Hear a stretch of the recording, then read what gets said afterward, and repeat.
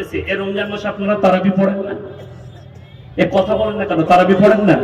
তারাবি পড়েন, বড় কষ্ট লাগে। অনেক জায়গায় খতম তারাবি হয়, হয় না আপনাদের দেশে? পুরো মসজিদে খতম তারাবি হাফেজ সাহেবকে রেখে। কিন্তু বাবা আমাদের দেশের বেশিরভাগ তারাবি পাইকিরি তারাবি। আমার ভাইয়েরা, আমার মায়েরা পড়েরা, ওই জন্য আমার আল্লাহ বললেন আল্লাযীনা ইউমিনুনা বিল গায়ব, না দেখে আল্লাহকে বিশ্বাসের নাম হচ্ছে ঈমান। আর দ্বিতীয় নম্বর ওয়া ইউকিমুনাস সালাহ, আর তারা যেন পাঞ্জেগানা নামাজ আদায় করে। হাত তুলে বলুন তো কে কে নামাজ পড়বেন আজ থেকে? হাত তুলেন ইনশাআল্লাহ। আমার মায়েরা, আমার বোনেরা, সকলে ভাইদিকে বলবো পাঞ্জেগানা নামাজ পড়ুন। কিন্তু একটা কথা মাথায় রাখবেন, পাইকিরি নামাজ পড়বেন। আমাদের দেশের লোক বেশিরভাগ পাইকিরি নামাজ পড়ে। পাইকিরি নামাজ বলে দেবো, ঠিক ধরেলেন মসজিদে জামাত দাঁড়ায়, সেই সময় বেশিরভাগ লোক ছুটে যায়, ঠিক কিনা? বাজারে দোকান করেছে, দুটো খদ্দের আছে, দাঁড়ান খদ্দেরকে মালটা দিয়ে দিই। দিতে দিতে মসজিদে তাকবীর শুরু হয়ে যায়, আল্লাহু আকবার আল্লাহু আকবার আল্লাহু আকবার। এই তাড়াতাড়ি নামাজ দাঁড়িয়ে করে বন্ধ করে ছুটে গেল, আল্লাহু আকবার। আর মনে পড়ছে না ক্যাশ বাস্কতে চাবি লাগাইছি না লাগাইনি। ফেরেশতারা আল্লাহকে বলবে আল্লাহ দোকানের টাকা গুনছে দাঁড়িয়ে, এখনো দোয়া পড়েনি। নামাজটা কেমন হবে বাপ? এটার নাম হচ্ছে পাইকিরি নামাজ। যেমন আমাদের যদি কোনো হাফেজ আসতে পড়ে, এটা হাফেজের দোষ নাই, সমাজের দোষ। তো লোকরা বলে কি হাফেজ আনলি বে, স্পিড নাই যে, হাই স্পিড চাই। আল্লাহু আকবার আলহামদুলিল্লাহ মালিক আমাদের রহমতুল ইসলামিদের সালাতুল আলাইহি। এরা বলছে ফুটিয়ে দিলে বে রাজধানী এক্সপ্রেস তো। ফেরেশতারা বলছে তুরাই জানিস বে, আমরা বুঝতে পারিনি মাল কোথায় পড়ছিল। এই তো আমাদের দেশের তারাবি। আমি গাঁজা কুটি বুকিনি কোরআন শোনাবো আপনাদিকে। আজকে অনেক নারী পুরুষ বলে জানেন, আমিও তারাবি শোনাই। আলহামদুলিল্লাহি রাব্বিল আলামিন আর রহমানির রহিম মালিকি ইয়াউমিদ্দিন ইয়্যাকা না'বুদু ওয়া ইয়্যাকা নাস্তাঈন ইহদিনাস সিরাতাল মুস্তাকিম সিরাতাল লাযীনা আন'আমতা আলাইহিম গায়রিল মাগযুবি আলাইহিম ওয়ালাদ-দাল্লিন। বুঝতে পারলেন কি বললাম? সূরা ফাতিহা সবাই বুঝতে পারলেন, সূরা ফাতিহা পড়লাম। এটা তো দূরের কথা, আবার রুকু সিজদা যা হয় তা ফেরেশতারা বুঝতেই পারে। যারা 5 ওয়াক্তের মুসল্লি আছেন, যারা রমজান মাসে তারাবি পড়েন, হাফেজ সাহেব যখন রুকু করে আল্লাহু আকবার সুবহানাল্লাহ সুবহানাল্লাহ সুবহানাল্লাহ সামি আল্লাহু লিমান অনেক মুক্তাদি তখন একবারও হয় না, সুবহানাল্লাহ কত মালুকে পড়েছে, ঠিক কি না? এটা আমি বাস্তব বলছি। আমার ভাইয়েরা শোনো, কেন বলছি? আমার আল্লাহ রাব্বুল আলামিন কোরআনে বললেন, হে আমার নবী বলো কাদ আফলাহাল মুমিনুন, যারা প্রকৃত মুমিন হবে তাদের 1 নম্বর আখলাক আর চরিত্র, আল্লাযীনা হুম ফি সালাতিহিম খাশিউন, তারা যখন নামাজ পড়ে তখন তারা খুশু খুজুর সঙ্গে নামাজ আদায় করে। সুবহানাল্লাহ। তারা যখন নামাজ পড়ে খুশু খুজুর সঙ্গে নামাজ আদায় করে, ধীর স্থিরতার সঙ্গে নামাজ আদায় করে।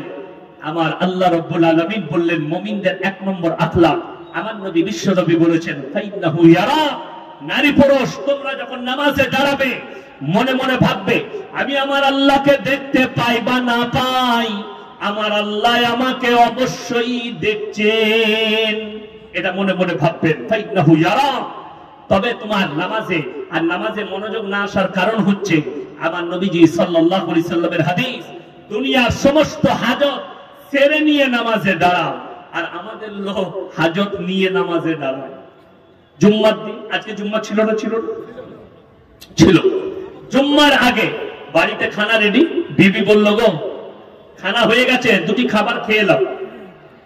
বলে না না না একটু পরেই খাবো, জুম্মা পড়ে এসে খাবো, মানে হালকা ভোগ লেগেছে, বেশি লাগেনি।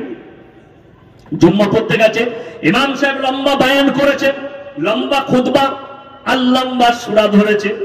দ্বিতীয় রাকাতে দাঁড়িয়ে খালি চিন্তা করছে সালা খেয়ে নিলি ভালো হতো বে, ভোগ লেগে গেল, নামাজটা কেমন হবে বলুন? ভাত আর নামাজ একসাথে মিশে গেল, ঠিক কি না? নামাজটা ওই রকম হবে। শুধু তাই নয়, আসরে নামাজ পড়তে গেছে মসজিদে, হালকা পায়খানা লেগেছে, সে চিন্তা করলো দাঁড়া নামাজটা ছেড়ে যাবে, রাকাত ছেড়ে যাবে, তার থেকে ভালো আগে নামাজটা পড়লি। নামাজে দাঁড়িয়ে গেল, প্রথম রাকাত, দ্বিতীয় রাকাত, তৃতীয় রাকাত হয়ে গেল, চতুর্থ রাকাতে যখন দাঁড়িয়েছে তখন কিন্তু মালকে চাপ লেগে গেছে, খালি এরকম করছে। করলেই ভালো হতো। নামাজটা কি হবে? গু আর নামাজ একসাথে জয়েন হয়ে গেল। পায়খানার নামাজ, এরকম নামাজ করবেন না। আমার নবীজি বললেন, ফাইন্নাহু ইয়ারা, তোমরা এমন ভাবে আল্লাহর উপাসনা করো, মনে মনে ভাববে আমি আল্লাহকে দেখতে পাই বা না পাই, আমার আল্লাহ আমাকে অবশ্যই দেখছেন।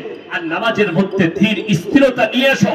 5 মিনিটের নামাজে 10 মিনিট খরচ করো, 1 ঘন্টার নামাজে 2 ঘন্টা 1.5 ঘন্টা খরচ করো, ধীর স্থিরতা নিয়ে এসো। সবাই আনবো, জোরে বলুন ইনশাআল্লাহ। নিজেদের মধ্যে শুনেলেন। মুমিনদের দ্বিতীয় নম্বর গুণাবলী, ওয়াল্লাযীনা হুম আনিল লাগবি মুরিদুন, এবং তারা নিজেদিকে গুনাহ কাটা থেকে বঞ্চিত রাখে। সবাই নিজেদিকে বঞ্চিত রাখবো, জোরে বলুন ইনশাআল্লাহ। আজকে আমি একটা ভিডিও দেখছিলাম গাড়িতে আস্তে আস্তে, কালকে রাত্রে। বাংলাদেশের একটা বয়স্ক চাচা দাঁড়িয়ে আছে, নামাজ পড়ে। বলছে, চাচা তুমি এই লটারি দোকানে কি করছো? বলছে, বাবা আল্লাহ আজকে ফজরের সময় প্রার্থনা করেছি, আল্লাহ আজকে 30 টাকা দিয়ে একটা লটারির টিকিট কাটবো, আল্লাহ তুমি 1 কোটি ফেলে দিও আল্লাহ। বুঝতে পারছেন দোয়া চাচার কেমন? মানে নামাজও পড়ে, লটারিও কাটে। এই মাল কটা কিন্তু আল্লাহ তাআলা বললেন গুনাহ থেকে বঞ্চিত করো নিজেদিকে। তারা যারা মুমিন হবে তারা সমস্ত গুনাহ কাটা থেকে নিজেদিকে বঞ্চিত করবে। ওয়াল্লাযীনা হুম আনিল লাগবি মুরিদুন ওয়াল্লাযীনা হুম লিযাকাতি ফাইলুন, এবং তারা যথাযথভাবে যাকাত প্রদান করে, দান খয়রাত করে। ওয়াল্লাযীনা হুম লিফুরুজিহিম হাফিজুন, এবং তারা নিজেদের লজ্জা স্থানের রক্ষণাবেক্ষণ করে। তার মানে শোনো, এর পরের আয়াতটা মারাত্মক আয়াত, ওয়াল্লাযীনা হুম লিফুরুজিহিম হাফিজুন, নারী এবং পুরুষ, মুমিন এবং মুমিনা, তোমরা নিজেদের লজ্জা স্থানের রক্ষণাবেক্ষণ করো। গরম পানি আমাকে লাগবে না, না আমার ইঞ্জিন বহুত টাইট, আমাকে বুড়ো বুড়ো করেছেন নাকি? কি মনে করছে বয়স হয়ে গেছে? আমার 34 প্লাস, আমি এখন 20 প্লিয়া। এসব আমাকে লাগবে না, এখন যা শুরু করেছি দাঁড়াও তোমাদের কি করি দেখো। ঠান্ডা পানি কাফি, যদি পারেন একটু চা আনবেন, হালকা মিষ্টি দিয়ে চা নিয়ে আসুন, আদা দিয়ে, তারপরে দেখছি কি করা যায় আপনাদেরকে। আমার ভাইয়েরা ভালো করে শুনবেন, ইল্লা আলা আজওয়াজিহিম আও মা মালাকাত আইমানুহুম ফাইন্নাহুম গায়রু মালুমিন ফামান ইবতাগা ওরা যালিকা ফাউলাইকা হুমুল আদুন। হে পৃথিবীর মানুষ, যারা মুমিন হবে, মুমিনদের আখলাক শুনে নাও। তারা তাদের স্ত্রীর সঙ্গে ভালো ব্যবহার করবে। স্ত্রী ছাড়া যদি তোমরা অপর নারীর সঙ্গে সম্পর্ক করো, তোমরা হবে সীমা লঙ্ঘনকারী। তখন তোমাদের জন্য আমি আল্লাহ জাহান্নামে কঠোর শাস্তি রেখেছি। আমাদের দেশের ছেলেদের একটা খুব ভালো জিনিস, ঘরে একটা বউ আর বাইরে গোদনপাড়া বাজারে আর একটা আছে, সেটা হচ্ছে আই লাভ ইউ কামিয়া। ঠিক কিনা? আমি খালি অবাক হই অনেক পুরুষকে দেখে, যদি বউ ফোন করে না, হ্যালো কোথায় আছো, ভাত খাবে না, রাখ ফোনটা, কাজ করছে জানি না, তোকে ফোন করবি না, আমি ঠিক যাচ্ছি, বউকে বলে। আর যদি প্রেমিকা ফোন করে, হ্যালো কি করছো, ওহো তুমি কি করছো বলে, খেলে ভাত খাইছো। বউকে কোনদিন জিজ্ঞেস করে না খেলে, আর প্রেমিকাকে বলছে তুমি ভাত খাইছো, তুমি না খেলে আমি খাবো না। হারামখোর। বউয়ের মুখে হাত দিয়ে খাইয়ে দাও, নেকি পাবে। শোনো, বিবির সঙ্গে ভালো ব্যবহার। বলে দেই মুমিনদের আখলাক। মসজিদে নামাজ পড়েছেন, এশার নাম ফজরের নামাজ দিয়ে জিকিরে বসেছেন, সুবহানাল্লাহ সুবহানাল্লাহ সুবহানাল্লাহ। বেটা ছুটে এলো, আব্বা মায়ের খুব শরীর খারাপ, তাড়াতাড়ি ঘরকে বাড়িতে চলো। চল যাচ্ছি। এই বেটা আবার শুরু করেছে জিকির, মানে এত মশগুল, সুবহানাল্লাহ সুবহানাল্লাহ সুবহানাল্লাহ। বেটা আবার 20 মিনিট পরেই, আব্বা তাড়াতাড়ি চলো মায়ের খুব শরীর খারাপ। যাচ্ছি বললাম, তবে তসবিহ করছে দেখতে পাইনিস? শরীয়ত বলছে তার তসবিহ কেড়ে নিয়ে তার ঘাড়ে গুড়ালে মসজিদ থেকে বার করে দাও। তসবিহ থেকে বড় ফরজ তোমার বিবির কাছে ছুটে যাওয়া। তসবিহ থেকে বড় ফরজ বিবির কাছে ছুটে গিয়ে তোমার পাটা টিপে দেবো, মাথাটা একটু টিপে দেবো, তোমাকে ওষুধ এনে দেবো, ডাক্তারের কাছে নিয়ে যাব। আমার মায়েরা ভালো করে শোনো, ভাইয়েরা আজকে ঘরে যাও জলসার পরে, এই ইয়াসিন ভাই বলে গেছে পা টিপতে, তাড়াতাড়ি পা টিপা করাবে তোমাদের, রেহাই নাই। কিন্তু আমি অত বোকা নয়, সবাই বিবিদের সঙ্গে ভালো ব্যবহার করবো, জোরে বলুন ইনশাআল্লাহ। বিবির সঙ্গে কেউ খারাপ ব্যবহার করবে না। হ্যাঁ, যদি বলেন মৌলবি হুজুর আপনি পা টিপেন, হ্যাঁ আমি ইয়াসিন পা টিপি, মাথা টিপে দিই, এই জন্য টিপি।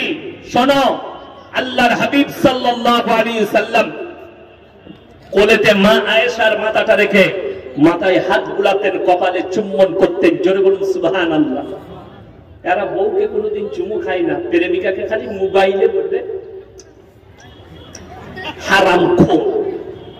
বইয়ের কপালে যে চুম্বন করবে নিরালায়, যদি বইয়ের কপালে চুম্বন করো মহাব্বত পারবে, নেকি পাবে, জোরে বলুন সুবহানাল্লাহ।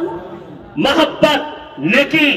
বিবির কপালে হাত বুলো, মাথায় হাত বুলো, বিবির সঙ্গে ভালো ব্যবহার করো। বিবিকে বললেন দুপুরে আজকে ভালো মাছ রান্না করো, এনেছি কাতলা মাছ, রাঁধতে গিয়েছে একটু খারাপ হয়ে গেছে।